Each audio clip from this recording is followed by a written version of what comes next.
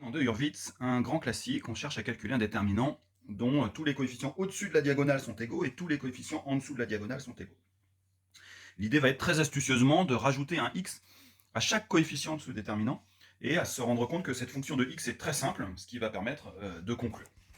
Donc c'est ce qu'on nous propose de faire dans la première question, où on traite le cas où a est différent de b et où on nous fait rajouter un x à chaque coefficient de ce déterminant.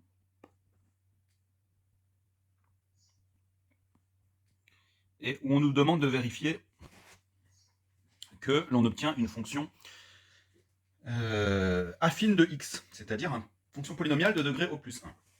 En fait, en développant brutalement ce déterminant, vous savez la grosse formule du déterminant indexée par les permutations des nombres entre 1 et n, on va obtenir a priori une fonction polynomiale de degré au plus n, une somme de produits de coefficients pris dans chacune des colonnes. Ça donne un polynôme de degré au plus n. Et l'idée pour obtenir un polynôme de degré au plus 1 va être de réduire le nombre de x apparaissant dans ce déterminant, ce qu'on peut faire sans trop de mal en faisant une opération comme par exemple chaque colonne reçoit elle-même moins la première colonne, ce qui va avoir pour effet effectivement de faire disparaître beaucoup de x, et on va obtenir comme ça un déterminant dans lequel, dans la première colonne, on a encore des x avec x1 plus x et b plus x, et dans toutes les autres colonnes, il n'y a plus de x. On va avoir sur la diagonale des xk moins b, en dessous de la diagonale des 0, au-dessus de la diagonale, hors première ligne, des a moins b, et sur la première ligne, a moins des a moins x. Et on remarque, en développant ce déterminant par rapport à la première colonne, qu'on va obtenir une combinaison linéaire des x1 plus x et des b plus x, dont les coefficients sont des mineurs, dans lesquels on aura enlevé la première colonne, donc des mineurs dans lesquels x n'apparaît plus du tout. Bref, on va bien avoir quelque chose de la forme alpha x plus bêta, où alpha et bêta sont des éléments de K. Nous, on veut calculer dn2ab, et on remarque que dn2ab, c'est très exactement delta de 0. Bref, ce qui nous intéresse ici, c'est bêta. Mais on a deux inconnus quand même, alpha et bêta, et pour avoir un espoir de trouver ces deux inconnus, il nous faut deux conditions, un système de deux équations, deux inconnus. Et ces deux conditions, on va les trouver en cherchant des valeurs de x pour lesquelles delta de x est un déterminant facile à calculer. Il n'y a pas besoin de réfléchir trop longtemps pour se dire que ce sera facile à calculer quand delta de x est un déterminant triangulaire. Et on a deux façons simples de le rendre triangulaire. La première consiste à calculer delta de moins a. Delta de moins a nous donne un déterminant triangulaire inférieur avec sur la diagonale des xk moins a, au-dessus de la diagonale des 0 et en dessous de la diagonale on s'en fiche. Bref, le produit pour k allant de 1 à n des xk moins a. Et c'est aussi bêta moins alpha a. De la même manière, on a que delta de moins b est un déterminant triangulaire avec des xk moins b sur la diagonale, et donc va s'écrire produit pour k allant de 1 à n des xk moins b, et c'est aussi bêta moins alpha b. Numérotons ces deux équations. On cherche bêta. Pour obtenir bêta, il faut se débarrasser du alpha, et pour se débarrasser du alpha, il suffit de faire b fois la première moins a fois la deuxième équation, et ça va nous donner un b moins a bêta qui va être égal à b fois le produit pour k allant de 1 à n des xk moins a fois le produit pour k allant de 1 à n des xk moins b. On obtient une expression de bêta et donc de dn de ab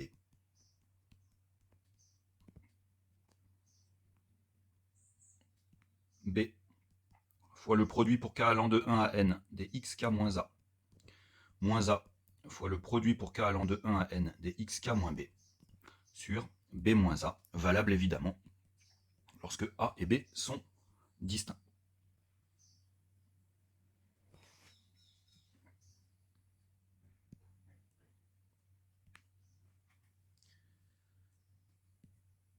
Dans la deuxième question, on nous demande pour k égale à r d'en déduire la valeur de dn de AA. On a déjà été confronté à des situations où on obtenait comme ça une expression valable pour A différent de B, et on cherchait l'expression pour A égale à B. On ne peut pas directement remplacer B par A là-dedans, mais à défaut de pouvoir remplacer B par A, on va avoir envie de faire tendre B vers A.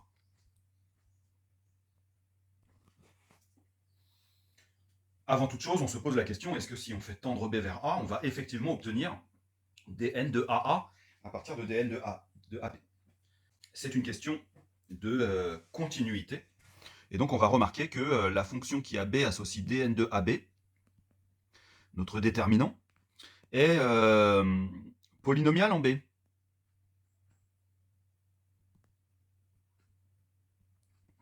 Il suffit d'utiliser la définition du déterminant pour s'en rendre compte.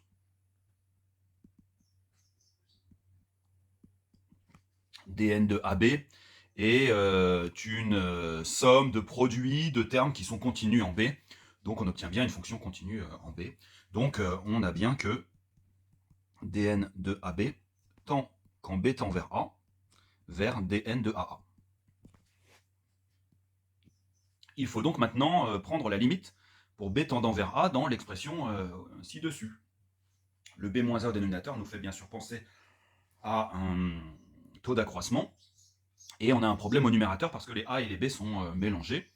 Mais comme on a déjà eu l'occasion de le rencontrer, une petite manipulation calculatoire va nous permettre de séparer sans trop de problème les A et les B au numérateur en faisant apparaître astucieusement le dénominateur. Il suffit de faire un B moins A plus A pour se débarrasser de ce B gênant en facteur de xk moins A et obtenir la séparation des A et des B attendus. Ça va nous donner un produit pour k allant de 1 à n des xk moins A. Et pour remettre les termes dans le bon ordre, on va sans doute sortir un moins A en facteur de,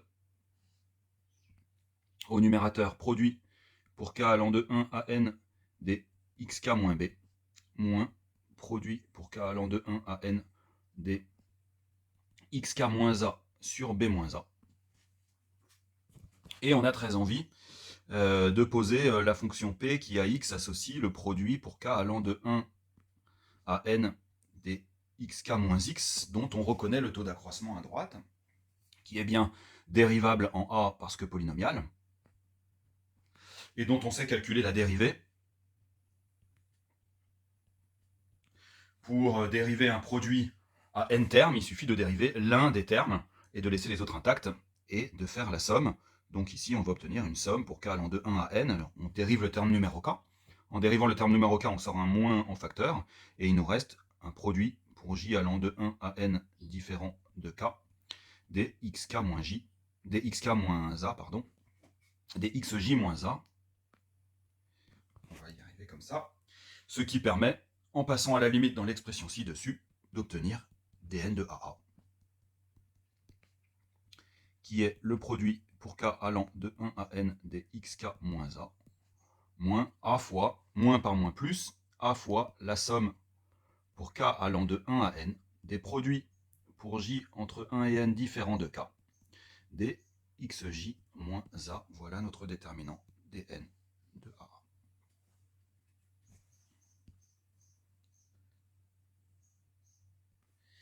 Dans la troisième question, on propose de retrouver ce résultat de manière générale. Ici, on a supposé que le corps K était égal à R pour pouvoir dériver. Et on peut retrouver cette expression avec des outils purement algébriques, ce qui évite de devoir supposer que K égale à R. Comment?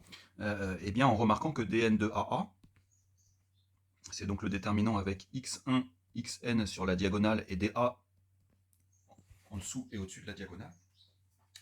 Eh bien, c'est un déterminant dans lequel les colonnes se ressemblent toutes beaucoup. En fait, on remarque que dans toutes les colonnes, on peut faire apparaître la colonne avec que des A, quitte A sur la diagonale compensée avec un xk moins A. Et cela va nous permettre, en utilisant le caractère n linéaire et alterné du déterminant par rapport à ces colonnes, de retrouver l'expression précédente. Donc je rappelle que l'idée, dans ces cas-là, c'est de poser la base canonique, je l'appelle BC,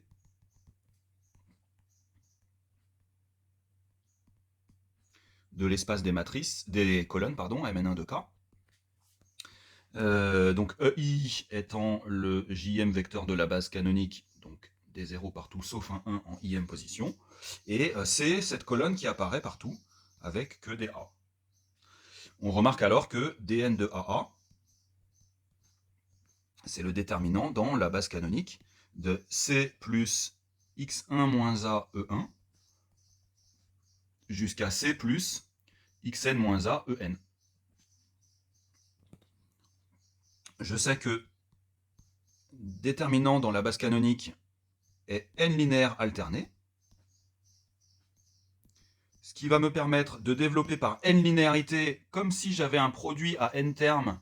Donc dans chaque terme, je dois choisir l'un ou l'autre des deux termes, c'est-à-dire soit le C, soit le xk moins A ek.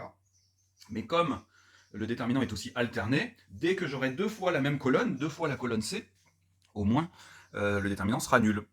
Donc il ne va rester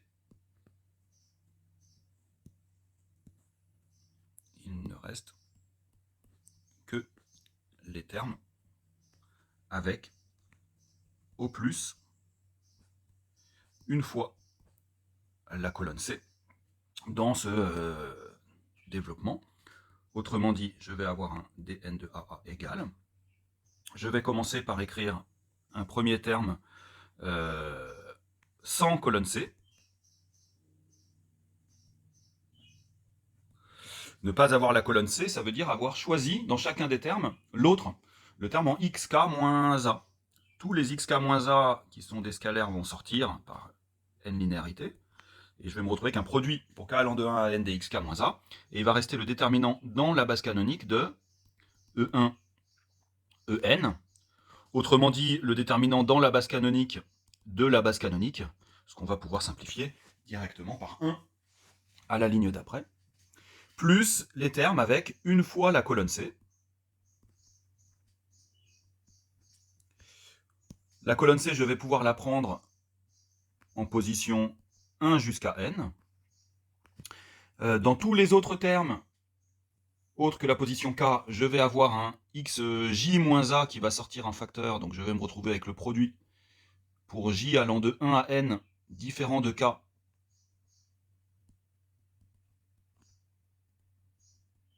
des xj-a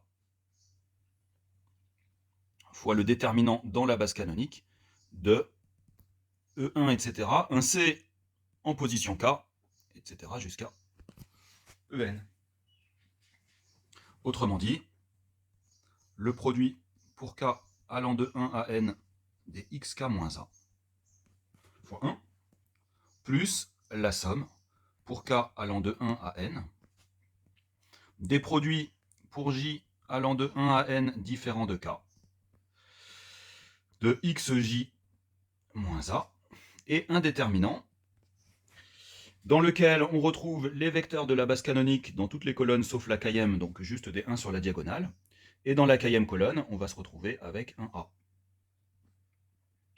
Ce dernier déterminant n'est pas difficile à calculer, soit par des développements successifs, soit encore plus simplement en reconnaissant un déterminant triangulaire par bloc, dont les blocs sont eux-mêmes triangulaires.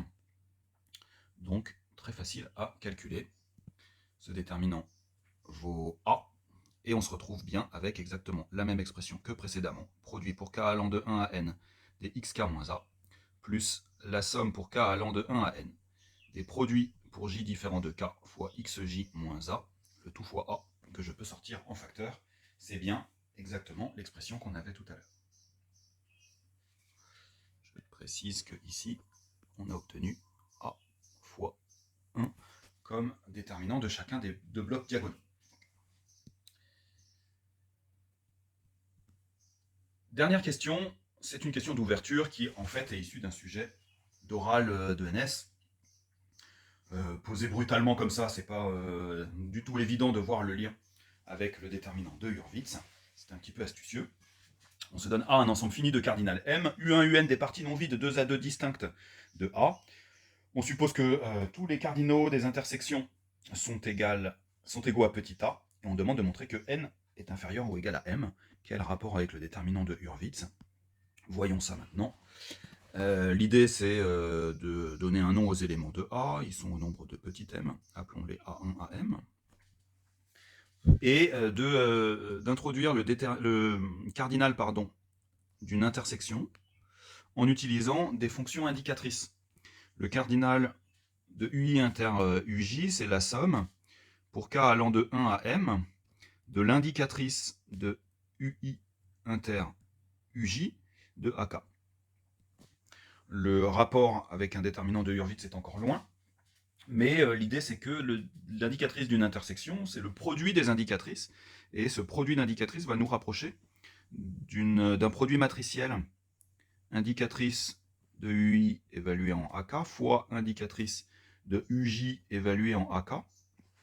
Je vais avoir envie d'écrire ça sous la forme du produit d'un indice M, enfin d'un coefficient MIK d'une certaine matrice, fois le coefficient MJK de la même matrice. Autrement dit, obtenir... alors, évidemment, dans mon produit matriciel, je préférerais que les indices soient inversés dans le deuxième terme, ce qui n'est pas un gros problème. Il suffit de se dire que c'est le coefficient IJ de M fois transposé de M,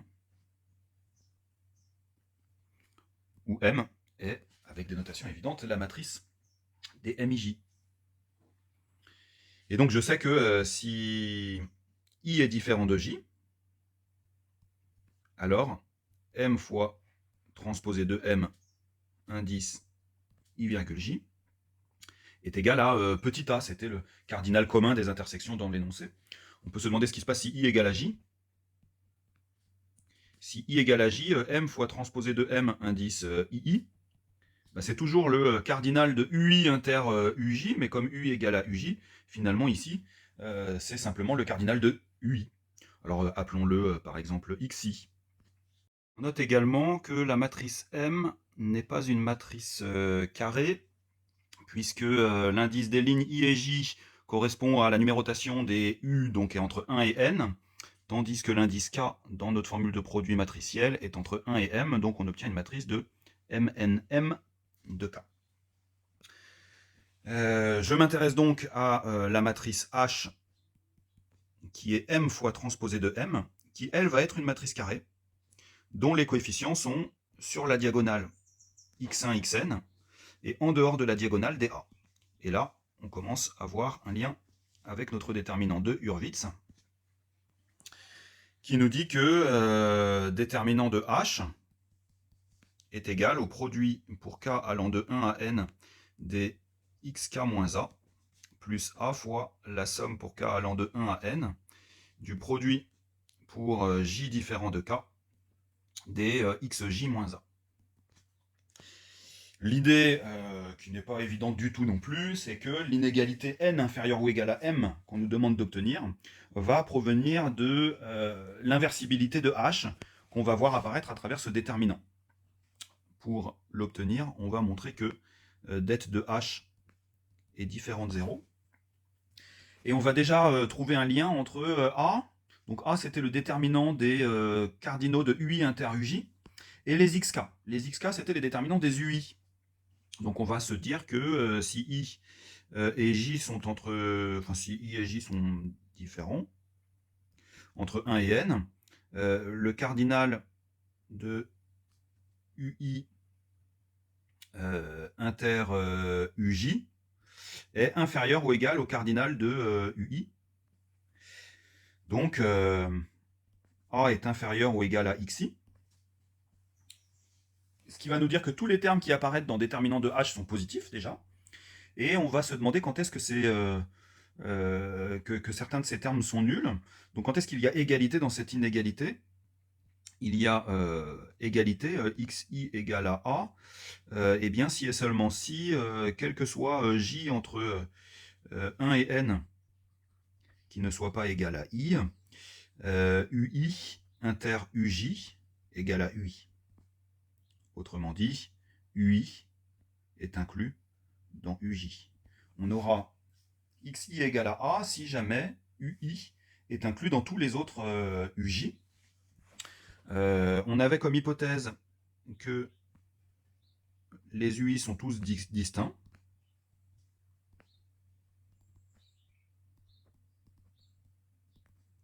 Ce qui va nous dire que ça n'arrive que pour O plus 1i. Sinon, on aurait UI égale à UJ pour un certain J différent de I, ce qui est exclu. Autrement dit, dans la formule de déterminant de H, tous les termes sont positifs et j'en ai au moins un qui est strictement positif. Bref, déterminant de H est strictement positif. Donc H est inversible.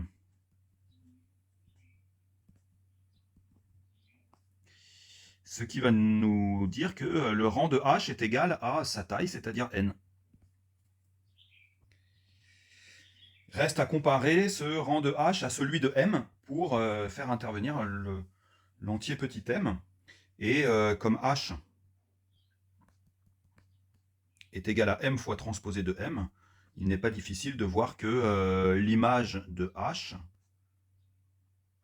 est incluse dans l'image de M. Il suffit d'écrire que H fois une certaine colonne X va s'écrire M fois la colonne transposée de MX pour s'en convaincre. Et donc d'obtenir que N, qui est le rang de H, est inférieur au rang de M. M était une matrice à N lignes M colonnes.